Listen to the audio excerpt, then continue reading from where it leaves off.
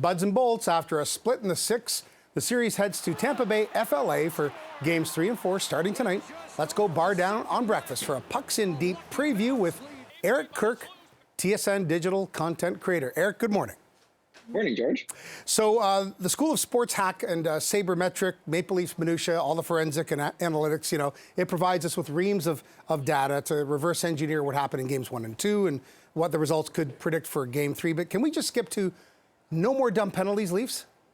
I think that's the easy way out. Is the way to look at games 1 and 2 is both teams got to stay out of the box if they want to win this series. It was the better team on special teams won game 1. The better team on special teams won game 2. So it's a whole new series. Now it's a best of 5. First 1 to 3 wins. Let's see what they got. Let's talk about the Spezza enigma. Are you in the keep Simmons in the lineup for grit and grind, or get Jason in there now for some experience, maybe even drawing penalties versus getting them, and also for scoring? Because let's remember, I think he was maybe the best Leaf against the Habs last year. Him and Nylander were easily the 2 best Leafs, in my opinion, against the Habs last year. I'm surprised we haven't seen Spezza yet. I understand we want that gritty side of the game, but I definitely think the Leafs should roll with Spezza. If it's not tonight, it's got to be in game 4. And he's also got to do his job at staying out of the box. Playing fourth line minutes, he's taken his fair share of penalties.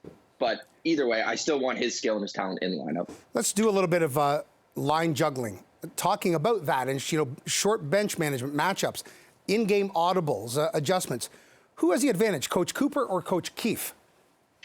I think Cooper has a bit of an advantage just because Matthews doesn't play on the penalty kill. And when the Leafs are taking penalty after penalty after penalty, it's only playing 16, 17 minutes a night. And that's just not enough for the Leafs to win a full series. You need that guy on the ice 22, 23 minutes a night. You need your big guys out there as much as possible. And I really think that the Lightning can roll through a lot of their players on special teams, on power play, 5-on-5. So I think he has a bit of an advantage when it comes to that. But also the Leafs have an insane amount of depth. They sure do. Let's talk shorties. Leafs got 2 shorthanded goals in 2 consecutive games. Is that a statistic anomaly, or, is this a trend? Is it evidence of, good legs, good jump, and compete and situational awareness that we typically don't see until, deeper in the playoffs?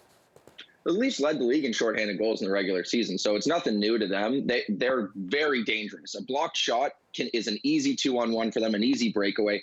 They've got some of the fastest penalty killers in the league in Mikheyev, Engvall, and Marner. So they're consistently getting jumps. So it's nothing new here. I just don't think we can count on them constantly scoring throughout the playoffs shorthanded. It's not something you really want to bank on, but it's nothing new. I want to get your take on this, Eric. Peter Marazzi, he practiced for the first time since the end of March a couple days ago. That's 5 weeks into a projected 6-week groin injury recovery period. Given Soupy's performance, pretty solid and stable right now, and Shalgren's been a pretty reliable backup, do you think that Marazzi's ever going to see Leafs game action again? In this playoffs, unless something drastic happens, I can't see it. There's only one real goal in that game 2 that you'd really want Soupy to make. Game 1, there was none. Yeah. And then Shalgren's proved he's a reliable backup throughout the regular season. A series doesn't actually start until a team steals a game on the road. So Correct. Tampa's taking home ice back from the Leafs. The Leafs now have to take one on the road.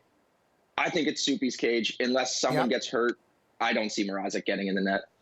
Eric Kirk, BarDown, TSN, thanks so much. Great week chatting with you, and we'll do it again next week after the weekend games in Tampa. Sounds good. See you then.